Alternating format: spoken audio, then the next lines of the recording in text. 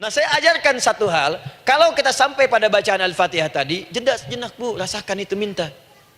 Minta. Setelah itu, Allah ajarkan satu lafaz, kalau lafaz ini benar dibacakan oleh ibu, benar dibacakan, maka seketika doa akan dijawab. Langsung dikabulkan. Apa bacaan itu?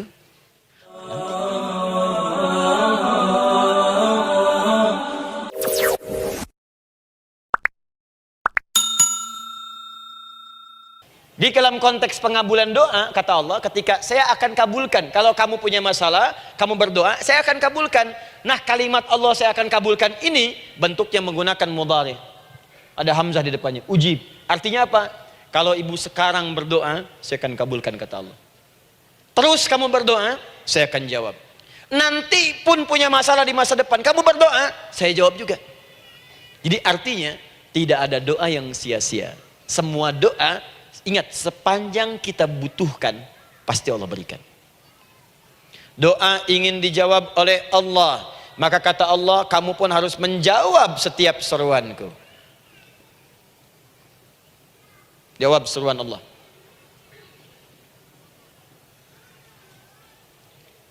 Ayo respon, adil. Maunya dapat gaji aja, kerja nggak mau. Ya? Apa ibu pikir duduk manis, santai di ruangan tengah, tiap bulan suami datang berikan uang belanja? Belum tentu. Kalau sikap tidak bagus, ya interaksi tidak mulia, maka belum tentu itu didapatkan. Maka syarat pertama kata Allah, kalau doamu ingin cepat aku jawab, maka setiap aku seru, cepatlah engkau kemudian kerjakan dan jawab itu.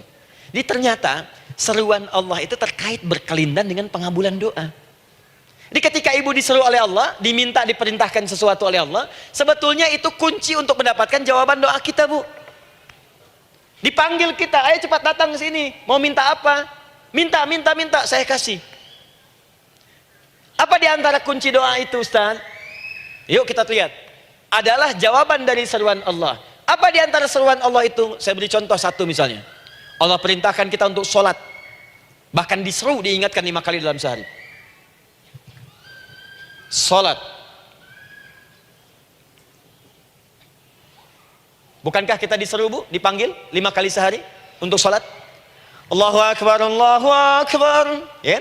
Diingatkan kan? Ayo ingat Allah, ingat Allah, ingat Allah, ingat Allah. Allah Maha Agung, Maha Besar semuanya, dan seterusnya. Perhatikan baik-baik. Apa tujuan Allah menyuruh kita dalam sholat? Ternyata bukan ingin memberikan beban ruku dan sujud. Bukan sujudnya yang penting. Karena semua makhluk tidak sujud pun tidak akan menurunkan status Allah sebagai Tuhan. Allah tetap Allah, gak ada ruginya. Yang rugi kita. Ternyata ketika disuruh sujud, disuruh ruku itu, ternyata yang ditunggu itu bukan ruku sujudnya. Allah nunggu, punya masalah apa? Mau minta apa? Karena itu dalam ilmu fikih, ibu buka semua kitab fikih. Salat itu secara bahasa disebut dengan doa. Nama lain dari doa adalah salat. As-salatu hiya doa. Salat adalah doa. Karena itu semua bacaan dalam salat doa semua. Coba lihat. Baru takbir Allahu Akbar, doa iftitah. Al-Fatihah doa, Bu. Jangan dikira Al-Fatihah nggak ada doanya. Nih, nanti saya berikan cepat ya. Ini highlight dulu. Highlight dulu. Dalam sholat itu ada 4 keadaan. Ingat ini baik-baik. Nanti ibu manfaatkan, minimal zuhur lakukan. Ada berapa keadaan? 4. Ada 4 posisi, 4 keadaan dalam sholat. Yang kalau ibu berdoa benar, meminta di situ dengan benar, itu seketika akan dikabulkan. Seketika. 1 saat berdiri. 2 saat ruku'. 3 saat sujud. 4 sesaat sebelum salam. Berdiri, ruku', sujud, sesaat sebelum salam. Jadi yang pertama, respon seruan Allah. Disitulah Allah pun akan cepat merespon apa yang kita kemudian butuhkan. Jadi yang pertama lewat sholat ya Bu ya. Ingat sholat. Dan sholat itu tadi dari 4 posisi saya ajarkan yang pertama saja 1. Supaya nggak terlampau panjang ya. Berdiri Bu. Saya ajarkan satu, setiap ibu dalam keadaan berdiri dan membaca Al-Fatihah, pada kalimat iyyaka na'budu wa iyyaka nasta'in, ingat pada kalimat iyyaka na'budu wa iyyaka nasta'in, maka sertakanlah di hati kita apa persoalan yang dirasakan untuk bermohon kepada Allah.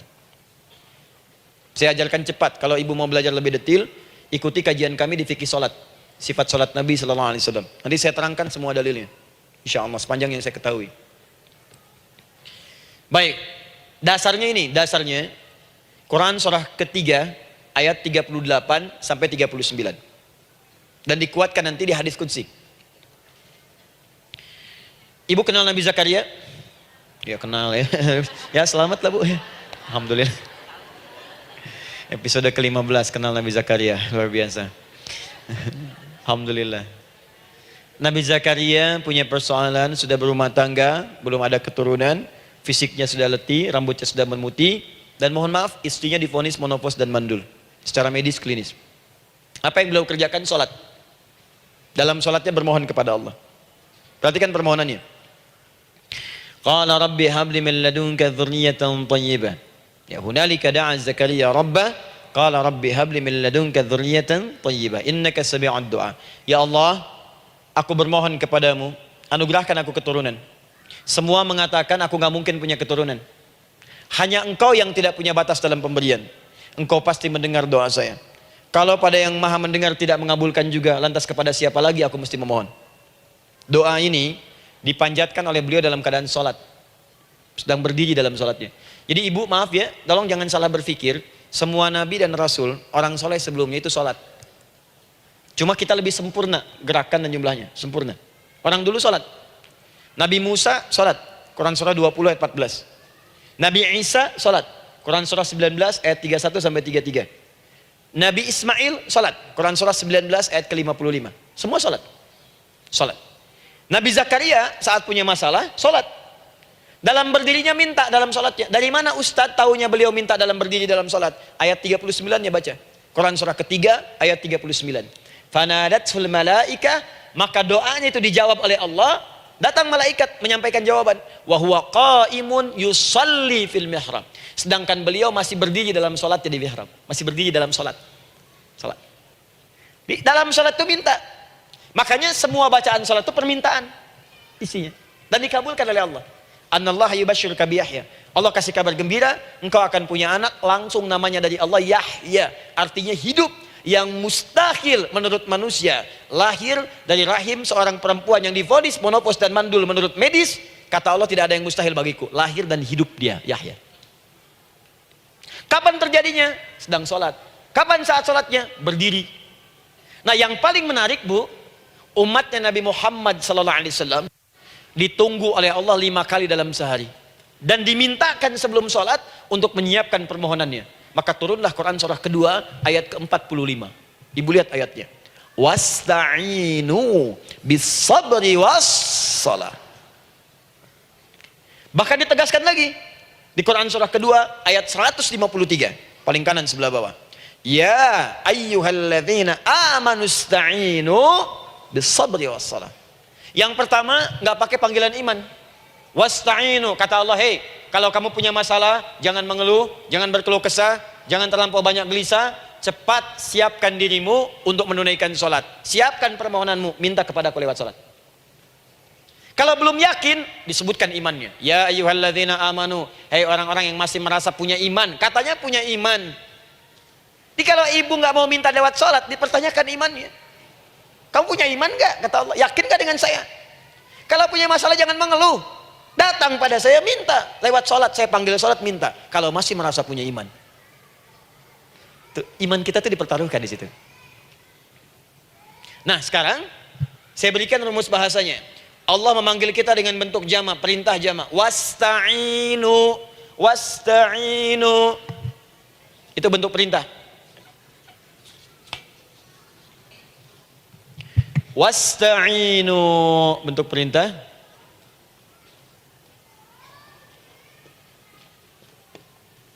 Wasta'inu. Dan jika kalian, perhatikan cara menerjemahkannya, dan jika kalian punya persoalan dalam hidup, punya kebutuhan, maka bergegaslah siapkan dirimu untuk minta kepadaku solusi. Wasta'inu, dan mintalah oleh kalian pertolongan, solusi. Bisabri wassalah. Pertama, sabar dulu. Sebelum sholat, sabar dulu dengan itu. Tahan dulu, terima dulu. Jangan mengeluh, terima dulu, nanti dalam sholat minta solusi. Itu maksudnya. Punya masalah sekarang, jam 9 lewat. Sabar, tahan dulu. Koreksi diri, istighfar, nanti zuhur minta. Atau duha sekarang sholat, datang ke masjid, sholat duha minta. Tahiyatul masjid minta sekarang. Sabar, ini sabar, terima dulu. Jangan mengeluh, sabar, ingat, terima, sabar. Karena Allah mustahil memberikan ujian masalah kalau kita tidak sanggup menerimanya. La yukallifullahu nafsan illa. Saya sering katakan Bu ya, maaf kalau kalimat ini mungkin kurang berkenan, tapi kalimat ini nyata. Kalau ibu sekarang punya masalah seberat apapun, itu artinya hanya ibu yang sanggup untuk menerimanya. Saya tidak. Betul, karena itu persoalan itu dititipkan kepada ibu, bukan kepada seorang bernama Adi Hidayat. Ibu yang dipercaya.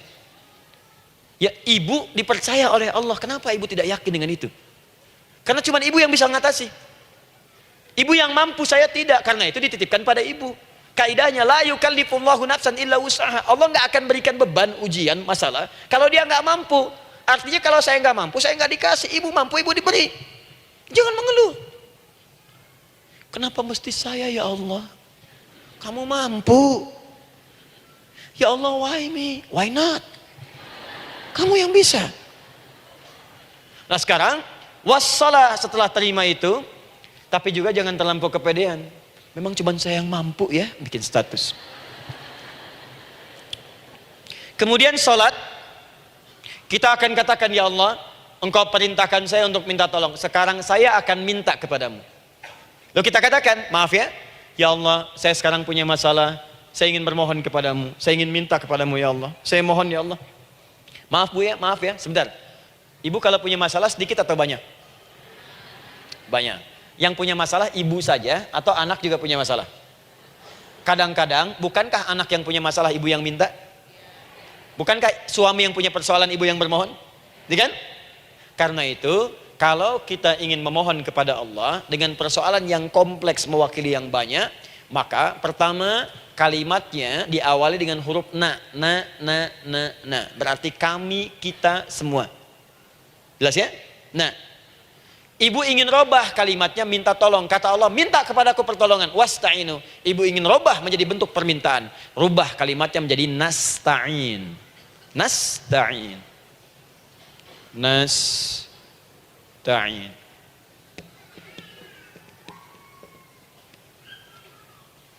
Wasta'inu nasta'in.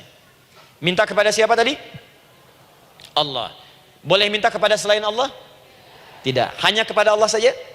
Hanya kepada Allah saja, hanya kepadamu ya Allah, tidak kepada yang lain. Maka kalimatnya menjadi iyyaka.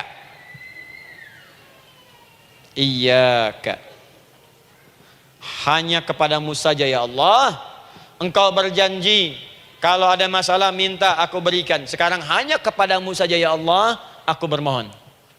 Maka kalimatnya namanya iyyaka nasta'in. Sekarang saya tanya kepada ibu, apakah dalam sholat ibu membaca kalimat iyyaka nasta'in? Tuh. Saya mau tanya, ibu bacanya saat ruku atau saat sujud? Berdiri. Gak ada orang ruku baca kalimat ini. Allahu Akbar. Iyyaka na'budu wa iyyaka nasta'in.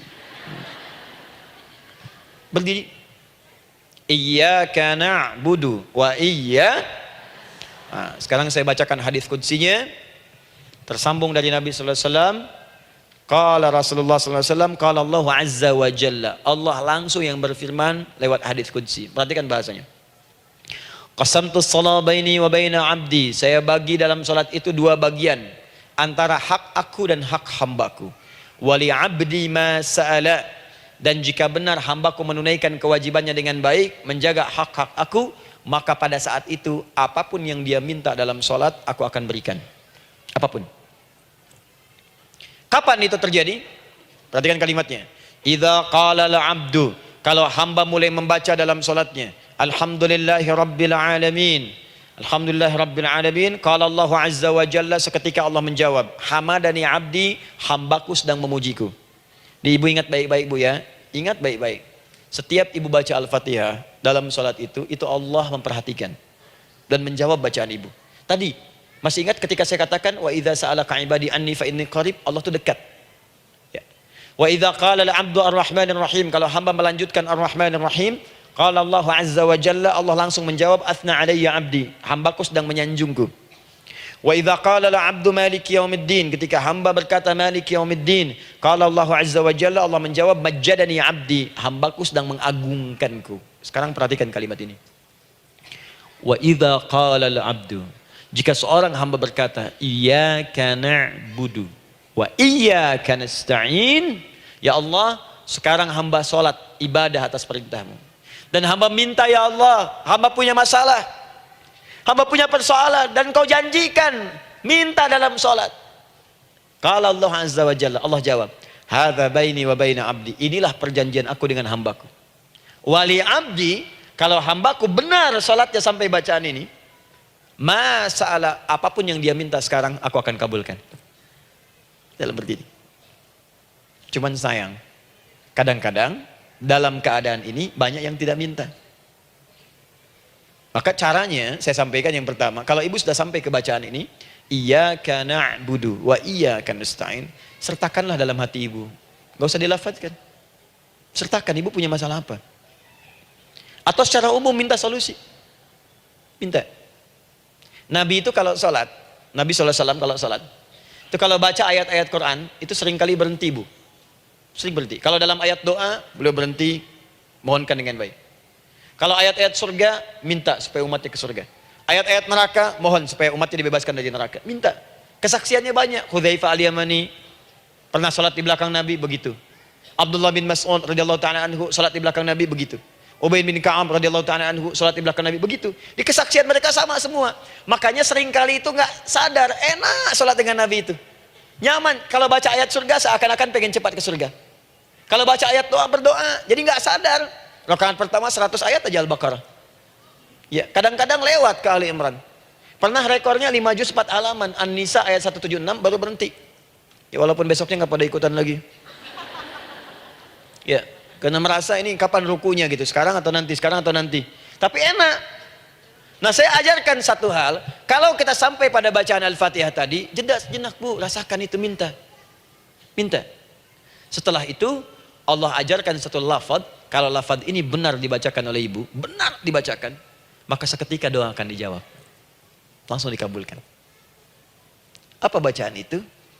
Nah, nanti dalam pelajaran selanjutnya kita akan bahas ya, insya Allah. Masih ada waktu? Oh ya, kalau masih kita bahas ya. Masih. Ada sesi mau jawab pertanyaan dulu, diskusi dulu, atau saya teruskan sebentar? Teruskan ya. Baik, kalau kita sampai jam 10, saya jeda sampai ke 9.45, jadi 15 menitnya kita bisa diskusi ya. Baik. Apa lafaz yang kita bisa mohonkan? Teruskan ayatnya. Ihdinas siratal mustaqim. Ihdinas siratal mustaqim. Ihdinas siratal mustaqim. Ini Bu, nanti Ibu lihat dalam kajian tafsir yang kami sampaikan, juga dalam kajian fikih salat saya bahas dengan detail. Di sini singkat saja, singkat padat. Ihdina itu, ya Allah berikan kami hidayah, berikan kami jalan, berikan kami petunjuk, tunjukkan kami jalan yang lurus. Kalimat ihdina asalnya dari kata hidayah. Hidayah, jamaknya hudan.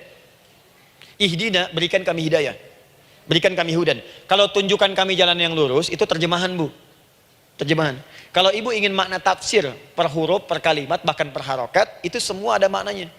Karena semua kalimat Quran itu mukjizat. Ihdina dari kata hidayah, hudan, berikan kami hidayah. Hidayah dalam bahasa Arab itu banyak maknanya.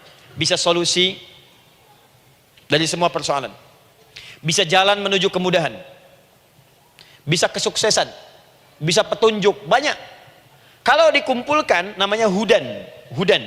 Makanya Al-Quran disebut hudan, karena di Quran ada semua. Solusi ada, petunjuk ada, kemudahan ada. Dzalikal kitabu la raiba fi hudal. Al-Quran hudan. Syahrul Ramadan alladzi unzila fihi al-Quran hudan linnas. Isi Quran semua hudan. Di situ ada solusi. di situ ada petunjuk, di situ ada kemudahan. Kalau kita ingin minta semua itu, kalimatnya dikatakan fi'il amr lit talab, permohonan dalam bentuk kalimat permintaan. Ihdina, berikan kepada kami hudan. Kalau sudah mengatakan ihdina artinya minta solusi, minta kemudahan, minta petunjuk. Jadi ketika ibu mengucapkan kalimat ihdinas siratal mustaqim, itu artinya, ya Allah, berikan kepada kami solusi dari masalah yang sedang saya hadapi. Berikan petunjuk dari persoalan yang sedang saya jalani. Berikan kemudahan, ya Allah, dari kesulitan yang tengah saya hadapi. As-siratal mustaqim, yang lurus, yang gampang. Karena jalan yang gampang itu lurus, gak berkelok, Bu. Langsung ke tujuan. Saya mau ke sini jalannya belok-belok, gak langsung, kan gak enak. Ibu mau ke satu undangan, jalannya belok sini, belok sini, belok sini, belok sini. Kelokan 9, kelokan 7, kelokan 8. Ya. Kan rasanya berliku. Ibu ingin mendapatkan solusi, tapi dilempar-lempar. Ke sini dulu, berkelok. Sini dulu, sini dulu, sini dulu. Kenapa nggak ibu lurus dapatkan langsung? Dalam bahasa Arab, apalagi kalimat yang fasih, mendapatkan sesuatu dengan gampang, dengan mudah. As-siratal mustaqim, lurus ke tujuan, cepat, mudah. Apalagi ke surga nanti, tunjukkan kami jalan yang lurus, yang benar, hak dari Allah dan mudah didapatkan. Itu maksudnya. Ini bukan sekedar tunjukkan jalan yang lurus, solusi yang mudah, yang gampang, yang cepat. Paham di sini ya? Seperti orang-orang dulu mendapatkannya. Siratal ladzina an'amta 'alaihim. Seperti orang dulu mendapatkan semua kenikmatan ketika mereka bermohon kepadamu, ya Allah. Siapa mereka? Ada 4 golongan disebutkan di Quran surah keempat ayat 69. Ada para nabi, orang-orang jujur siddiqin, para syuhada, dan orang-orang soleh. Ya, wa may yuti'illaha wa rasul fa ulaika ma'al ladzina an'ama Allahu 'alaihim minan nabiyyina was-siddiqina wasyuhada was-sholihin. Para nabi dulu berdoa, ya Allah, saya ada masalah, dikabulkan. Kita minta, ya Allah, sekarang saya berdoa, tolong kabulkan seperti nabi-nabi dulu dikabulkan. Nabi Ayub sakit, berdoa, dikabulkan. Kita sakit, dikabulkan. Nabi Ibrahim ada ujian, dikabulkan. Nabi Ibrahim punya ujian dengan anak. Kita ada ujian dengan anak, minta, dikabulkan. Anak-anak berselisih, ada yang dendam, yang iri. Seperti anaknya Nabi Yakub. Nabi Yakub berdoa, dikabulkan. Kita minta, dikabulkan. Ada syuhada, berdoa, dikabulkan. Kita minta, dikabulkan. Orang saleh berdoa, minta, dikabulkan. Kita minta, dikabulkan. Ya Allah, seperti engkau kabulkan doa orang-orang dulu yang melahirkan nikmat, mohon kabulkan kami yang minta sekarang dan mendapatkan kenikmatan itu. Itu maksudnya. Ya, siratal ladzina an'amta 'alaihim. Siapa an'amta 'alaihim di sini? Ulaikal ladzina an'amallahu 'alaihim. Sama persis kalimatnya. Minan nabiyyina was-siddiqina wasyuhada'i was-sholihin. Ini jangan diartikan sebatas terjemahan. Walaupun di musim haji sekarang itu bisa dipakai. Saya tugas 2010 di Mekah. Ada jemaah kesasar, lupa maktab. Kemudian ingin balik, nggak tahu jalan. Dia ketemu askar. Askar nggak bisa bahasa Indonesia, dia nggak bisa bahasa Arab. Tapi dia hafal Al-Fatihah. Datang kepada askar, dia tunjukkan gelangnya. Pak, ihdinas siratal mustaqim. Tunjukkan saya jalan yang lurus. Ikutin gelang. Askar gak bisa bahasa Indonesia. Dikasih bahasa Arab gak paham-paham. Tapi askar ini pun cerdas. Dia tunjuk, dia lihat gelangnya. Oh, maktab sana. Siratal ladzina an'amta 'alaihim ghairil maghdubi 'alaihim waladdallin. Lurus, jangan belok-belok. Kalau belok nanti engkau tersesat atau dicaci maki orang. Maghdub, ya, dicela orang. Dhalin, tersesat, kan? Jangan dicela, jangan sesat, lurus. Tapi kalau dalam berdoa dalam sholat, minta di hati hadirkan. Jelas ya? Itu posisi pertama. Jadi pertama minta lewat sholat. Yang kedua cepat, rajin istighfar, Bu. Saya cepat ya, rajin istighfar. Saya ada 7 menit lagi. Ibu rajin istighfar. Astaghfirullah, astaghfirullah, astaghfirullah, astaghfirullah. Itu yang paling singkat. Astaghfirullahaladzim, astaghfirullahaladzim, astaghfirullahaladzim. Itu yang menengah. Astaghfirullahaladzim, alladzi la ilaha illa huwal hayyul qayyum wa natubu ilaihi. Astaghfirullahaladzim, alladzi la ilaha illa huwal hayyul qayyum wa natubu ilaihi. Astaghfirullahaladzim, alladzi la ilaha illa huwal hayyul qayyum wa natubu ilaihi. Itu yang cukup panjang. Ibu rajin istighfar. Orang yang rajin istighfar itu diantara yang disebutkan dalam riwayat-riwayat adalah orang-orang yang cepat dijawab doanya hanya dengan istighfarnya. Jadi dia tuh punya keinginan, dia nggak katakan. Jadi keinginan di benaknya dia, terus dia istighfar. Astagfirullah, astagfirullah, astagfirullah. Itu kalau benar rajin istighfar, seketika dikabulkan. Cepat. Ada seorang yang hidup, ini tukang roti, di zaman Imam Ahmad bin Hanbal. Saya pernah kisahkan ini di beberapa keadaan. Orang ini itu ahli istighfar. Jadi maaf ya Bu ya, bukan istighfarnya pas ada keperluan aja, bukan. Ada ta'lim Ustaz Adi, sab pertama astagfirullah, astagfirullah, astagfirullah, bukan. Besok ada arisan, astagfirullah, astagfirullah, bukan. Jadi bukan ada keperluan istighfar, bukan. Orang ini membiasa istighfar. Jadi setiap mengerjakan apapun dia istighfar. Mau minum, bismillah, astagfirullah, astagfirullah. Dia setiap buka adonan, astagfirullah, astagfirullah. Nah, satu ketika Imam Ahmad itu nggak tahu kenapa pengen datang ke daerah itu. Ya kalau misalnya ibu tinggal di Cicahum, misalnya kan Imam Ahmad tiba-tiba pengen ke Cicahum aja. Terus karena lelah, mampir ke masjid. Istirahat di dalam masjid. Tiba-tiba kata penjaga masjidnya, DKM-nya, marbotnya, ya Syekh, idhab, pergi, nggak boleh tiduran di sini. Kata Imam Ahmad, saya kan cuma numpang istirahat, nggak boleh keluar. Dan dia nggak tahu kalau itu imam besar. Dan Imam Ahmad itu sudah populer Bu, sangat famous, familiar. Cuman orang kan nggak pernah lihat wajahnya. Dulu kan nggak ada Facebook, nggak ada Instagram, nggak ada handphone, nggak ada apa-apa. Jadi kalau orang terima Ahmad, ya Ahmad aja kemana-mana. Oh, ada Imam Ahmad, Imam besar, Imam Syafi'i, Imam besar. Tapi nggak pernah lihat.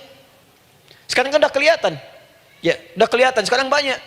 Makanya orang dulu itu senang begitu tahu, dikasih tahu, Nabi aja ke Madinah Bu, nggak ada yang tahu kalau itu Nabi Muhammad kalau belum pernah lihat. Karena beliau di bawah, Abu Bakar di atas. Abu Bakar kan naik kan, untanya Nabi. Nabi Muhammad pas di bawah gantian tuh di jalan. Orang mengira yang di atas unta Nabi Muhammad. Padahal Nabi Muhammad yang jalan kaki, nggak kelihatan. Makanya responnya bola ketika tahu Nabi, senang luar biasa. Minta doa, minta ini, minta itu. Orang sekarang tidak, karena sering banyak lihat di TV media sosial, begitu ketemu minta foto. Ini lain kisahnya, nggak tahu dia, pergi keluar. Kata Imam Ahmad, ya sudah, keluar beliau, nggak mau ribut, istirahat di luar, di pelataran. Di sini juga nggak boleh. Lihat kalimatnya, barah, keluar, pergi. Barah itu kasar Bu. Begitu kemudian didebat lagi, saya cuma di luar. Rawah itu dari kata roh Bu, itu paling kasar. Artinya keluar dengan rohnya sekalian. Rohnya pun jangan di sini. Ya. Jadi kalau ibu nanti di Masjidil Haram misalnya kan, ada kalimat itu artinya kesal Bu askarnya. Ya, keluar. Misalnya idzabi enti, nggak mau, saya mau di sini. Ya, barwa pergi. Sampai ke ruah dengan rohnya. Itu artinya ibu disuruh pergi. Ya, bukan jangan mengelak lagi. Ruah. Saya bukan ruah, saya roh hayati. Suruh pergi. Pergi. Imam Ahmad pergi tuh akhirnya. Pergi. Di jalan kelihatan ada tukang roti tadi. Begitu kelihatan capek lah dipanggil, Syekh, kayaknya lelah istirahat di sini.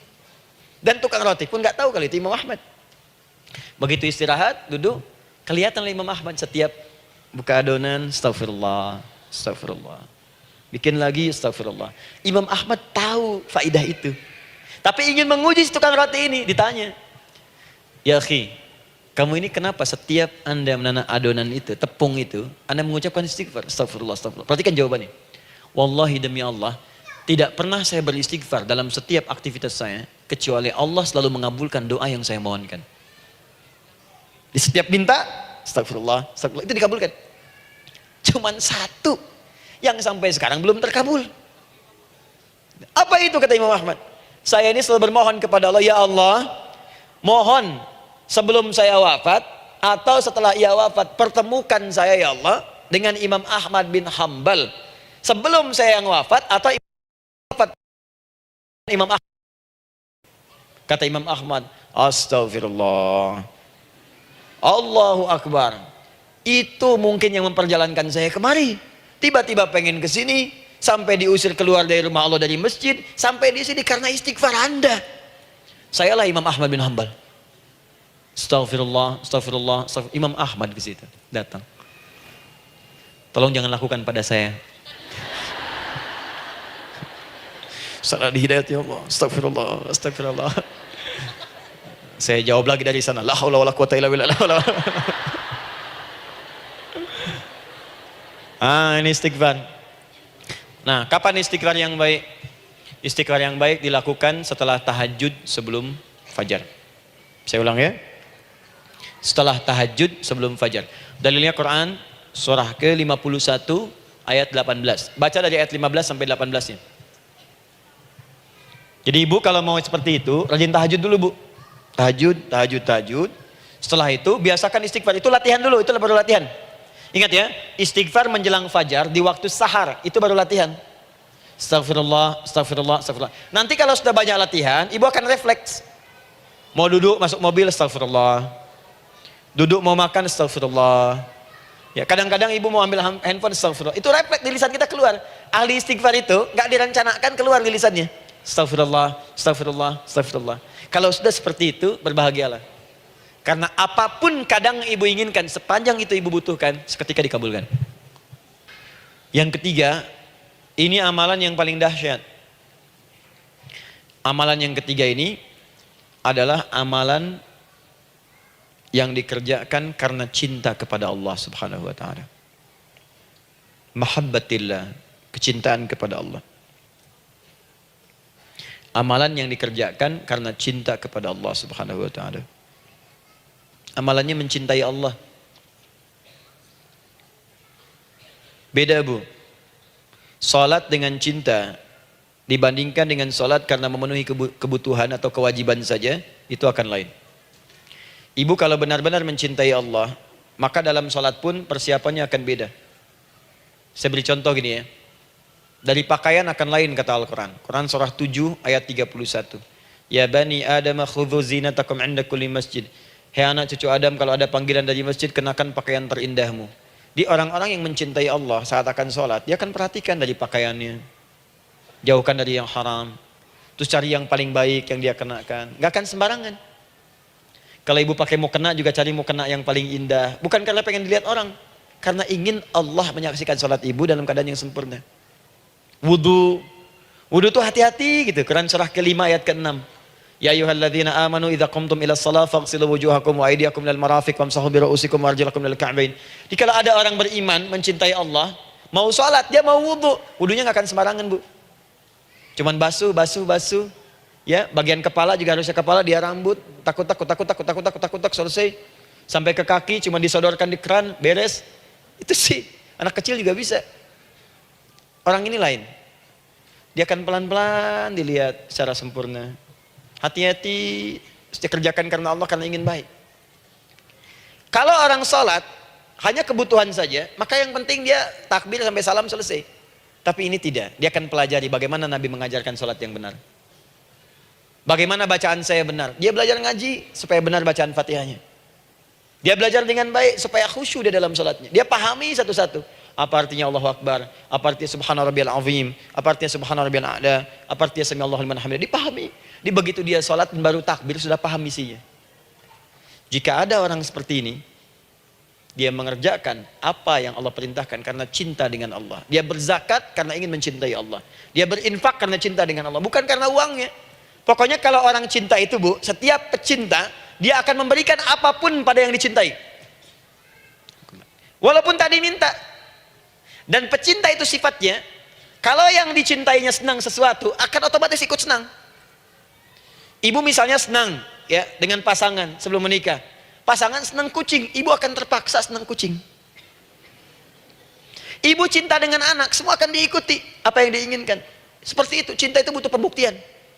Karena itu sering saya katakan pada akhwat ya yang belum menikah, yang masih muda-muda belum menikah, cinta itu butuh pembuktian. Jadi jangan percaya kalau ada orang yang bicara di lisannya nggak ada buktinya. Aku akan seperti Dilan membawamu dalam motorku. Katakan padanya, aku tak butuh dengan rayuan kata-katamu. Itu hanya angin surga. Yang kubutuhkan, tuliskan namaku di buku nikah kita. Wah, catat. Itu caranya. Man dalla ala khairin, siapa yang menunjukkan pada kebaikan, tunjukkan saja. Falahu ajruhu misla ajri fa'ilihi. Dia akan dapat pahala yang sama dengan yang mengerjakannya. Min ghairi an yanqusa min ajri syai', tanpa dikurangi sedikit pun, ya. Jadi kalau ibu misalnya tunjukkan kawan nih, dibuat di status, itu begitu dilihat oleh orang lain, ibu dapat pahalanya.